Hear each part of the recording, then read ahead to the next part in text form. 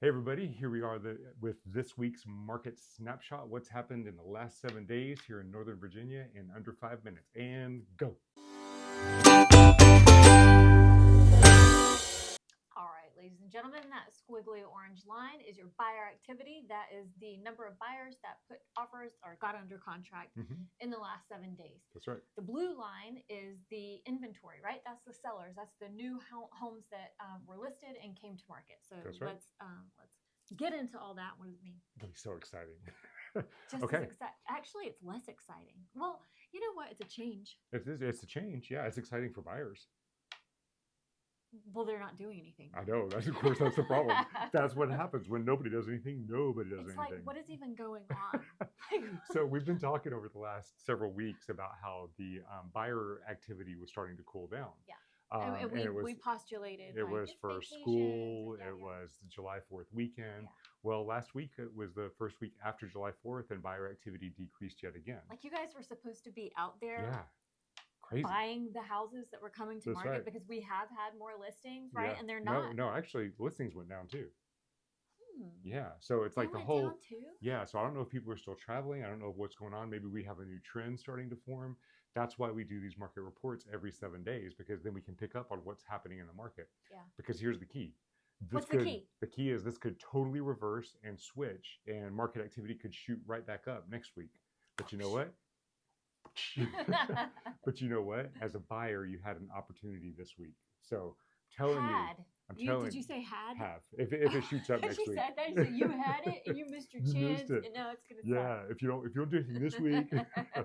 So it's that's right. You have an opportunity this week right now. So you can see buyer activity has gone down. Inventory also dropped the last 7 days, and they actually got to where they were almost even. So we're this week, right here, right now, in a neutral market. A neutral market. We haven't seen this since. I'm speechless. We haven't seen this since. Doesn't really happen very often. Last time we saw it was like January, and that was because January is typically slower. You expect that in January, right? Yeah. Oh my gosh, I'm shocked. But here's what's interesting. Okay, we're right around the same spot as we were last year. Oh, I mean, I'm not shocked. I totally expected this because I keep an eye on these numbers. and look over here. Same thing happened there. But then what happened next week? It shot back up. Predict the future. I just want to know what you guys are doing, because I feel like a boring person. Like, we don't live outside of work very often.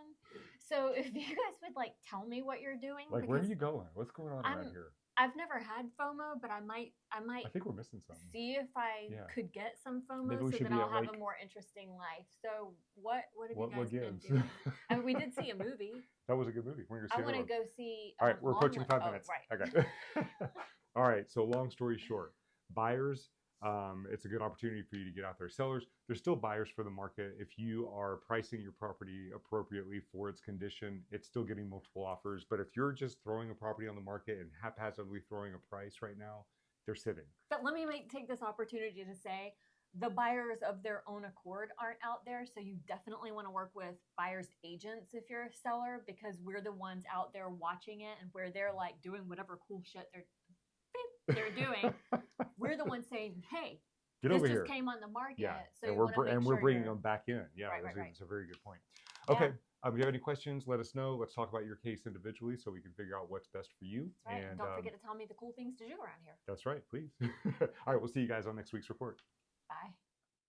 Hey everybody, here we have Tatiana Lopez from Prosperity Home Mortgage. We're going to talk about the interest rates. All right. Hello. I got a question for you before you get started. So we've seen on our side the last several weeks, we've seen the market kind of softening a little bit with regards to the buyer activity. Right. Are you seeing the same thing with applications? They're actually very busy right now. Okay. I don't know, the other day I had 4 applications in 1 hour. Yeah. Receiving them, bombarding me. I think what happens is some people go on vacation and then nothing, and then when they come back, they start working on the application. So we're probably a week behind you then, because they're probably doing their applications and everything, and that's what we've been telling everybody. It's like, you don't know when this is going to end. You need to take advantage of this right now. And you just cut her off. I did. I wanted to hear what you were saying. Okay, go ahead. Okay, yeah. Let's talk about the interest rates. Yes. Where is it? A little technical difficulty as always. Okay. So here are the interest rates. And for the week of July 5th to July 11th, interest rates, they did remain flat. The latest inflation readings will likely help to convince the Fed's policymaker that inflation is returning to their 2% target. So that could help the interest rates. Actually, yesterday, we did get some improvements in rates. So right now I would say it's more like 7% versus 7.125. But this chart is from last Thursday to Thursday before to yesterday. So the rate got some improvements, but it could be short-lived. We always see the dip and then it goes back up. So someone told yesterday that it must be the elections are coming soon. Right. So Yeah. that's, you know, we're gonna see all those jumps up and down up until election, I think. So if someone is under contract or looking for property right now and they want to you know, just settle in very soon, they want to lock it in as soon as they see dip like that, because it could go up as fast as it dived in. So Okay. Okay. And that jumbo there made another really great move to lower rates. It's like right there on par with the conforming now. And in our area, that's a huge thing. exactly, yes, because last week it was about an eighth higher, right? When we looked at the chart. Yeah, that's been gradually getting closer and closer to the conforming rate. So I like that. That's good stuff. Going back real quick to what you were saying before these charts, Sean, you said it felt like maybe the activity we see with buyers out in the market and showing houses and everything might follow it. My question is, are you seeing this activity that you're having? Is it from people being under contract and needing to quickly get their actual approval for settlement, or are these people that you're pre-approving for going out and looking? It's 50-50. So some they just getting into this process. Some actually very interested in a property and writing an offer, so they need the pre-approval right away. Very rarely when I get someone who is already under contract and they haven't been pre-approved yet. Yeah. Never recommend doing something like that, right? I don't even know how they get under contract, to be honest with you. Well, we've had people that have gotten under contract and then they want to start shopping their loan as soon as they got under contract. So there's been situations. But that's true. That's true. That happens too. When I don't recommend that either. Yeah, that's not. I was wondering. It's like, are you getting people who are actually doing this process the way we recommend, which is getting the pre-approval first, the real pre-approval? But I'll tell you, there are still some agents who will put in an offer with like one of those generic pre-qualification letters.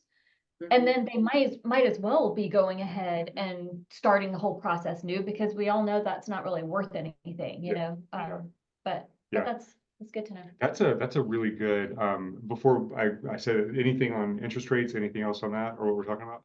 No, you're not. I was worried about you. So you're saying that about the pre-approvals and stuff, and we have some people that'll come in and they'll come in, let's say with one of the national companies that they just go online and get a pre-approval, right? And they'll want to write the offer with that. A lot of times that's the one, and to clarify, these are the ones we're talking about where they're filling in the form that says about how much do you make plus what gifts or plus all of this, and they put it in themselves. And then it says, and what are based your on what you expenses? said. And based on this. Okay. So I always, as soon as we see that letter and somebody's interested in writing a property, I immediately say to them, I say, look, you got to get a real pre-approval. You're the fastest one that I know that gets us pre-approval. So it usually takes an hour or two, depending on the buyer. So how do I explain the process? And if you would explain to us, what is the process of, I call you or I make an introduction and I say, hey, Tatiana, we need a pre-approval for this person. They're thinking about writing an offer tonight. What happens after that? What's the next step? Yeah, so I call them and we Okay. have conversation. I ask questions such as, who is going to be on the mortgage?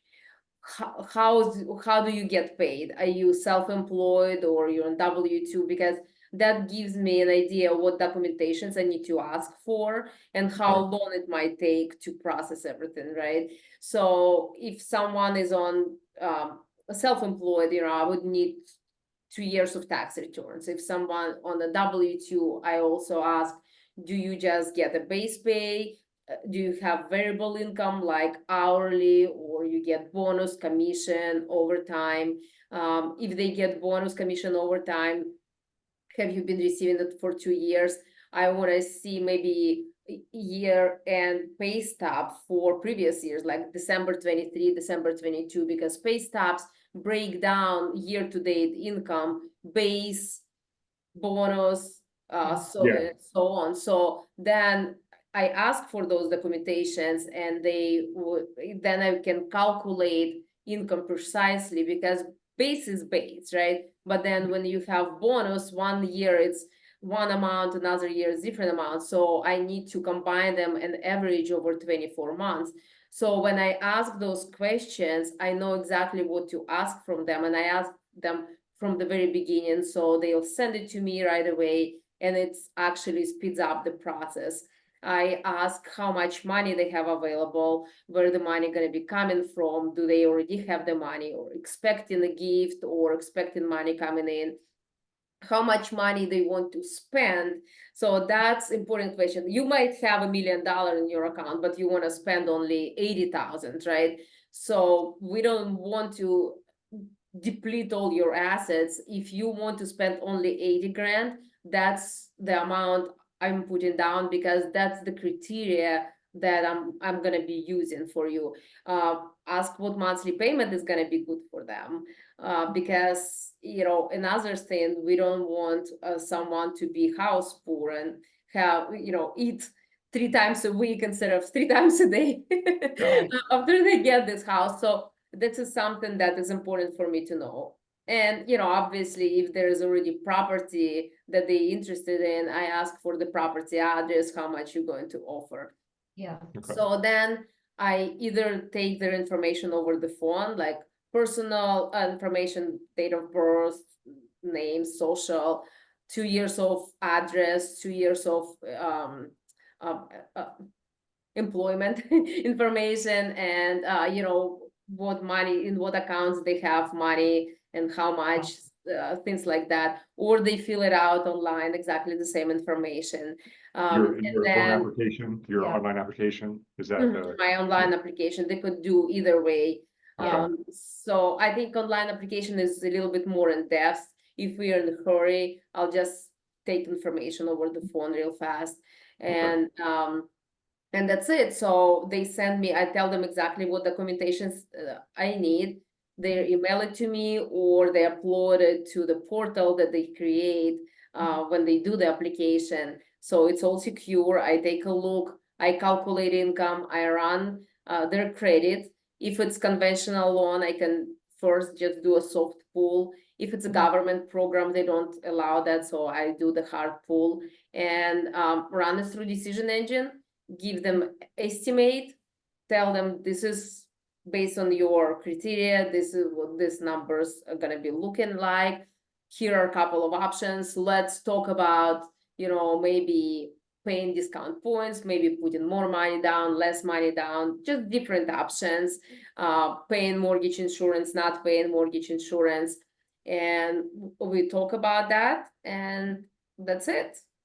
And it that could take as fast as, I can, sometimes I even do in 30 minutes. Sometimes it could take a couple of hours. It also depends on not only complexity, but how fast I receive the documentations I ask. Right. Right. And that's what I've always told people It's like if you get the documentation quickly, she can have it to you within an hour or two. So yeah, she can move as fast as you provide everything she requests. And the big difference between what you just outlined, which is the actual bona fide pre-approval that's real and usable and worth something, versus that other thing we were talking about where they're just putting in what they say, like their initial answers to you. Oh, I make this much, I make that. And then that generating, oh, you can afford this with yours. It's that documentation. That's the key. The documentation that you have put your eyes on, you verified and everything else. That's the key right there to a pre-approval versus qualification. Yeah. Exactly. And like Bank of America, not to call them out specifically, but their pre-approval, which is what you do, says pre-qualification, and that always throws everything off. It's like they've done the full process, but it says pre-qualification. So the language can interchange. Yeah. I guess you just need to read what it says inside of that letter. Did they run the credit? What did they do? Yeah, so it's just terminology is different, but what's important is what the process they went through. But actually, I had very recently this client was exactly the same situation, and I got her pre-approved, and then they went to the same day they went to see this house. They want to write an offer, and the listing agent said that they're gonna accept only a full commitment letter. They're not gonna accept pre-approval. So here's what I did. That evening, I told them to write an offer, gave them my pre-approval letter, and told them just tell that agent that we'll have a commitment tomorrow. So 9 o'clock at night, I sent her forms to sign. She signed like disclosure forms that would allow me to send file to underwriting. And I sent the file in through our Prosperity Express underwriting department. Basically, it's department that kind of the typical underwriting process is we send the file to Operations Center, the processor picks it up, does verifications and requests verifications, and then packages the loan and send it to the underwriter. Here in an express way, we bypass that processor part, so it goes directly to underwriter, and they review the file. So I had the commitment by 1 o'clock next day. You can get a full commitment in one day. Wow, that's amazing. Okay. Doesn't always work. Doesn't always work. Yeah, right. There's a caveat to that. Like again, if it's government program, it's not gonna. If it's conventional, someone with self-employed income, typically they don't take it unless it's super straightforward. But if it's someone with regular income, it's gonna work. This client, particular client, she was actually a little bit more complicated because she was a retired person, so she had some retirement income, but a lot of her income was, we call it asset dissipation. It's when I see that she has a lot of money in her account and I take the balance. She's not going to be using it. She just has it in her account. So let's say, I don't know, $1 million, right? She has money in her account. I divide it by 360 months. And it gives me monthly income for her. So that's the income I used for her in addition to her Social Security, right? So because I needed that income to qualify. So it was a little bit more complex, but the Prosperity Express underwriting took it, and we got commitment in 1 hour by 1 o'clock. That's amazing. That's awesome. Can I ask a specific on that file? Was the commitment letter, did they waive the appraisal contingency, or was it a conditional commitment upon a successful appraisal and all that? Oh, yeah, I mean, it's conditional. Of course, it's gonna have that appraisal and get a home insurance, typical stuff. The typical stuff. Typical stuff, yes, exactly. Did that one have that on there as well? That one specific one? I'm sorry? That specific one. So she didn't waive appraisal contingency, because a lot of people are, even though you have to have the lender has to have the appraisal, but do you know if on her contract did she waive the appraisal? They didn't waive it. She was putting a lot of money down, so actually the system, after they got ratified and I put the property address into the system, I ran it through decision and system accepted the waiver. It told me that we can waive it. So it has to analyze the file and it has to analyze the client and the property. That's the only way for me to know if system will waive the appraisal or not. However, she didn't want to waive it. So she told me, I want the appraisal to be done. And I ordered the appraisal. I mean, it came in fine, actually, over asking price. I mean, she just wanted it to. You want to be sure. So mine. But the fact that we had that commitment and we were able to ratify because of that. That's awesome. It's awesome. I love that. Bravo. Woo-hoo! Tatiana, you get 5 gold stars. Yay. Well, that's 10. You get 10 gold stars. All right. Very good. All right. Well, if somebody needs you to do that for them, how do they reach you? They can call me 571-245-3000. And if you forget that number, you can call us and we'll text connect you. That's right. That's right. That's even better. All right. Okay. Everybody That's it. good? Yeah. Have a good week, Tatiana. You too. I'll see you.